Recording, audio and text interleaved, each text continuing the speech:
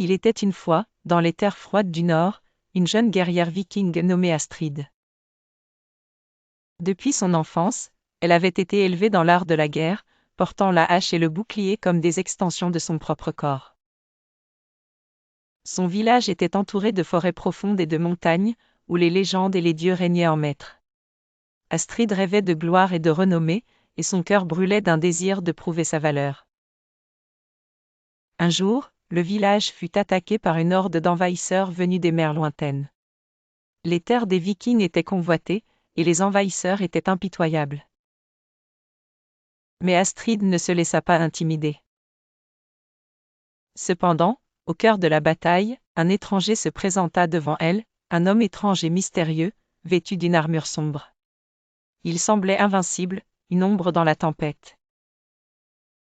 Ils s'affrontèrent, leurs armes s'entrechoquant avec une force incroyable.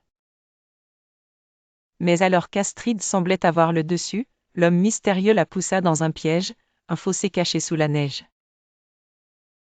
Elle se retrouva dans une grotte sombre, remplie de pièges et de symboles anciens, peut-être liés aux dieux eux-mêmes. Cette grotte, selon les rumeurs, était un endroit sacré, protégé par des forces surnaturelles. Astrid devait maintenant naviguer dans ce dédale de danger, tout en découvrant la vérité sur l'homme mystérieux. Était-il un allié, ou un ennemi qui souhaitait la destruction de son peuple? Au fil de son périple dans la grotte, Astrid affronta des créatures mythologiques et des épreuves qui mettaient à l'épreuve son courage, sa force et son intelligence. Mais ce qui la choquait le plus, c'était l'histoire des anciens qui semblait la guider. Ils lui parlaient de destin, de choix et de sacrifice. Elle devait décider si elle voulait prendre la voie de la guerre éternelle ou si elle pouvait restaurer un équilibre, un destin qui n'était pas dicté par la seule violence. Dans cette aventure, Astrid apprit non seulement à se battre contre les ennemis extérieurs, mais aussi à confronter ses propres démons intérieurs, à remettre en question son rôle de guerrière. L'issue de son voyage dépendait de ses décisions, et elle savait qu'elle ne pourrait jamais revenir en arrière.